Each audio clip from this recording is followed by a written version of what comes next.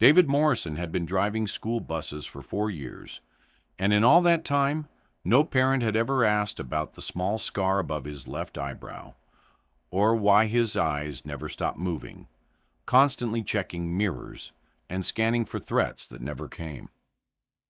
They saw a quiet man who took his job seriously, maybe too seriously. But when two vehicles began boxing in, Bus 23, on the remote county road, and 37 children suddenly became targets in someone else's war, those same parents would learn that sometimes the most dangerous roads require the most experienced drivers. Welcome to the Silent Heroes. Before we begin this story of hidden courage and protective instincts, tell us in the comments from which city in the world are you watching this video today. And if you believe stories like this deserve to be heard, hit that subscribe button and help us honor those who never stopped serving, even when their battlefield changed from desert highways to school routes. Every morning at 6:15 a.m., David Morrison performed the same ritual. Walk around Bus 23, checking tire pressure, lights, emergency exits, with methodical precision that made other drivers shake their heads. "There goes safety, David," they'd mutter. The children knew the rules. No standing while moving, no yelling, no distracting the driver. His voice was calm but carried authority that made even wild third graders settle down. To parents at bus stops, David looked like what he was supposed to be, a reliable, safety-conscious driver who took responsibility seriously. What they didn't notice were the details that told a different story.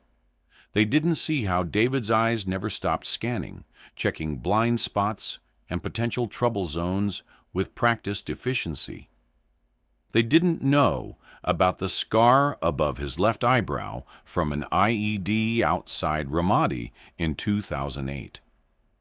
They couldn't see the hearing damage in his left ear from the same explosion, or how his right shoulder ached on cold mornings from shrapnel wounds. Most importantly, they had no idea that before driving Bus 23 through Millbrook's quiet streets, David had spent 8 years driving convoy security through Iraq and Afghanistan's most dangerous roads, where inattention meant death for everyone under his protection. Tuesday morning started normally, with crisp autumn air and the familiar rhythm of routine. David completed his inspection and began his route through Millbrook's peaceful tree-lined neighborhoods. The children climbed aboard with their usual mix of excitement and sleepy grumbling, carrying backpacks and lunchboxes. 7-year-old Sophie Rodriguez sat in the third row, clutching her stuffed elephant protectively. The Williams twins claimed the back row for their whispered conspiracies and shared secrets. Little Emma Chen chose the front seat where she could watch David drive and ask her endless questions. "Mr. Dave," Emma said with innocent curiosity, "why do you look in the mirrors so much?" "Same reason you look both ways before crossing the street, Emma. It's always good to know what's around you and what might be coming." On County Road 47, David noticed the black SUV. Nothing unusual initially, but something in his instincts made him look again. The SUV maintained exact distance, never closer, never falling behind. In convoy security, that meant surveillance. David's grip tightened on the wheel, his knuckles going white. He checked his mirrors, cataloging details. Black Chevrolet Tahoe, tinted windows, no front license plate. 2 occupants visible, possibly more. 3 minutes later, a gray pickup appeared behind the SUV, maintaining the same steady distance. David's blood chilled. 2 vehicles, coordinated positioning. In Iraq, this formation had a name: vehicular ambush preparation. David keyed the radio with practiced calm, keeping his voice steady despite the growing alarm bells in his head. Base, this is Bus 23. I'm showing unusual traffic behavior on County Road 47. Need a supervisor at the school immediately. Copy, Bus 23. Can you be more specific about the nature of the unusual behavior? Before David could respond with details, the black SUV accelerated suddenly, pulling alongside the bus with aggressive intent. David saw the passenger window lowering, and his training screamed danger, like an alarm bell ringing in his head. Base, I need immediate police response to County Road 47. We have a developing situation that requires urgent attention. The SUV swerved toward the bus without warning, forcing David to jerk right to avoid collision. Children screamed as the bus lurched violently, some tumbling from their seats. David fought for control while the SUV pulled ahead, then suddenly braked hard, forcing him to slow dramatically. In his mirrors, the gray pickup was closing fast. They were boxing him in. Classic vehicular ambush technique he'd seen against convoys in Iraq. Kids, listen carefully, David said with calm authority. Everyone sit down and hold on tight. We're going to play safe bus, and I need everyone to follow the rules exactly. Sophie looked up from her elephant. Mr. Dave, are we in trouble? David met her eyes in the mirror, reassuring despite the chaos. We're going to be fine, sweetheart.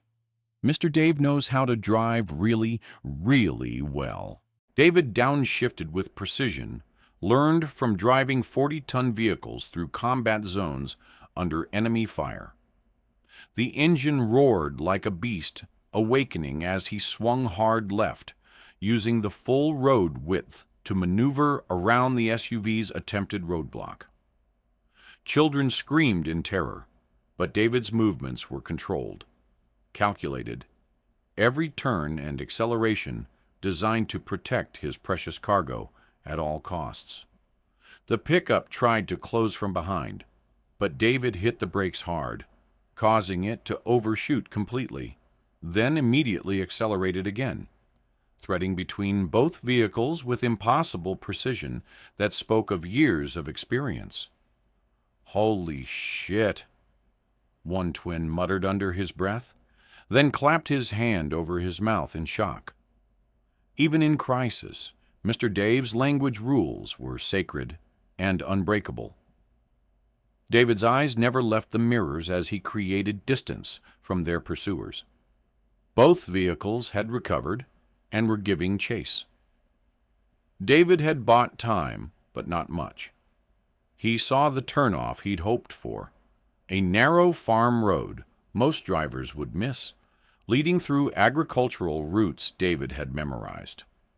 More importantly, routes he'd studied with the tactical eye of someone who understood terrain could mean life or death. David cranked the wheel hard right, the bus's weight shifting as they left the main road for bumpy dirt. Behind them, the SUV tried to follow, but slid wide on the sharp turn. The pickup managed better, but David had gained precious seconds. David had never driven these farm roads like this. The bus bucked over uneven terrain, but his hands remained steady, automatically compensating with muscle memory from far more dangerous roads.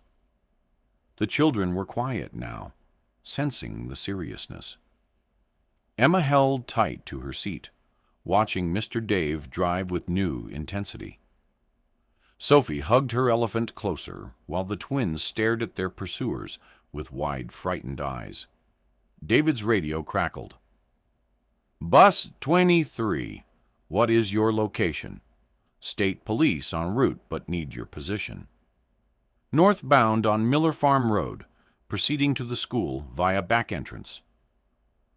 Every turn David made was tactical, designed to funnel pursuers into unfavorable positions while maintaining escape routes. It was convoy security doctrine applied to farmland, and it was working. The SUV and pickup struggled with terrain and David's unpredictable routes. As they crested a hill, David saw red and blue lights racing along the main road. Help was coming. The pickup, frustrated by David's evasive driving, tried to ram the bus from behind. David had expected this move. He'd seen it countless times in Iraq. As the pickup accelerated toward them, David hit the brakes and cranked left. The bus's rear swung right as the pickup tried contact, causing it to hit empty air and careen into an irrigation ditch. One down, one to go. The black SUV was still pursuing them relentlessly, but its driver was clearly rattled and increasingly desperate. What should have been simple had turned into a high-speed chase through unfamiliar terrain that favored David's superior knowledge and experience. As they rounded the final bend before safety, David saw 4 state police cruisers positioned strategically around the school's rear parking lot. Officers were ready behind their vehicles, weapons drawn and prepared for action. David keyed his radio one final time. "Base, this is Bus 23. 37 children on board, all safe and accounted for. Approaching rear entrance now, pursuing vehicle approximately 30 seconds behind." The bus rolled into the parking lot like a warrior returning from battle, dust-covered but intact and victorious. David brought it to a gentle stop where Principal Anderson and several teachers waited with expressions of shock and overwhelming relief. David engaged the parking brake and turned to his passengers. 37 pairs of eyes stared back, some frightened, some curious, all safe. "Okay, kids, I need everyone to get off very calmly and go with your teachers. You did great today. You followed the rules perfectly." As children filed off, Emma Chen paused beside David's seat, her small face filled with awe. "Mr. Dave, that was the best driving I ever saw."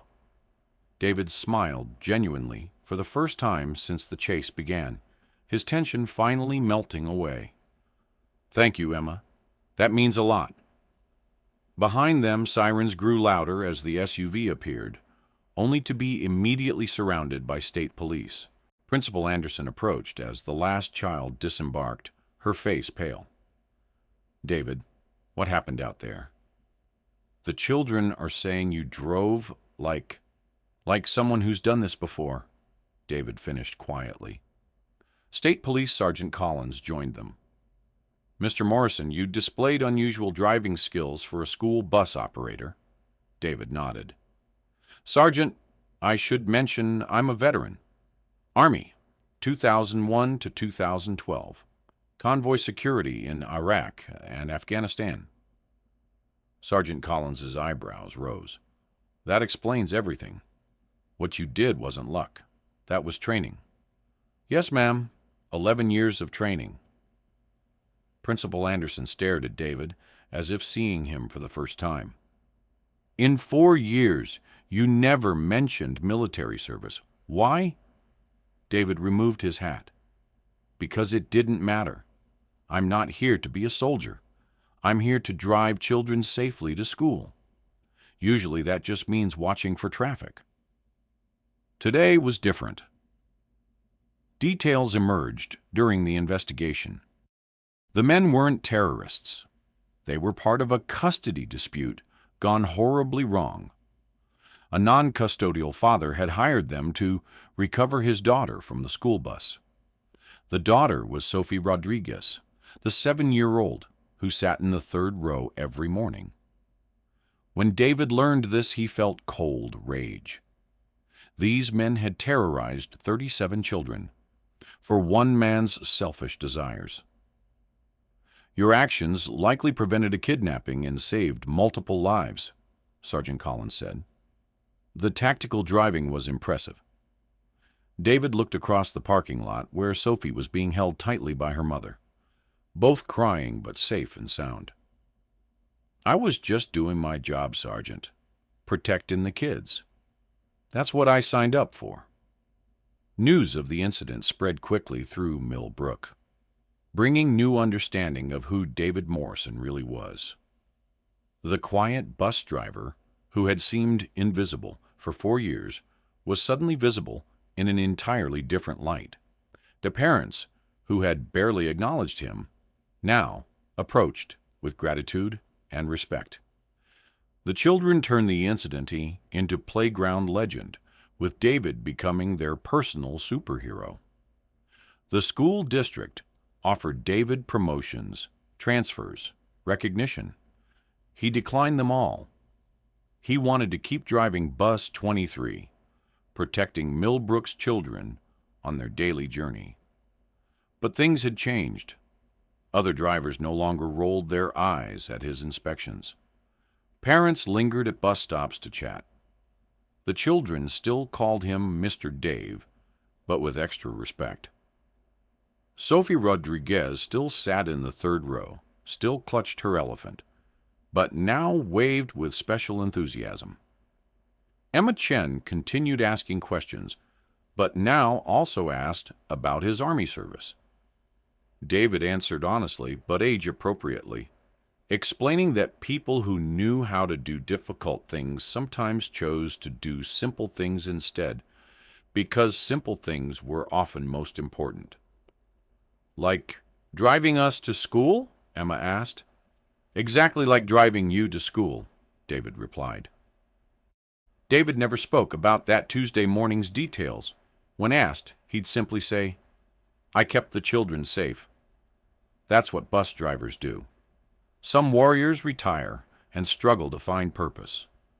Others discover their calling was never about uniform or battlefield. It was about protection, service, and the sacred responsibility of keeping innocents safe. David Morrison had found his purpose on a yellow school bus, carrying the most precious cargo any driver could transport. When that cargo was threatened, he rose to meet the challenge with all the skill and determination he'd learned in years of military service. He had proven that sometimes the most important battles aren't fought in foreign lands. Sometimes they're fought on quiet country roads, by quiet men who never stopped serving, never stopped protecting, never stopped standing guard over those who trusted them. So tell us, have you ever encountered someone like David? Someone who seemed ordinary until extraordinary circumstances revealed their hidden strength? Share their story in the comments below, because here at the Silent Heroes, we believe the most powerful stories often belong to those who never asked to tell them. And if this story reminded you that heroes walk among us every day, wearing ordinary uniforms and carrying extraordinary hearts, subscribe to our channel and help us honor the silent guardians who keep us safe. Thank you for watching. Until next time, remember, you never know who might be behind the wheel, ready to protect those who depend on them when danger comes calling unexpectedly.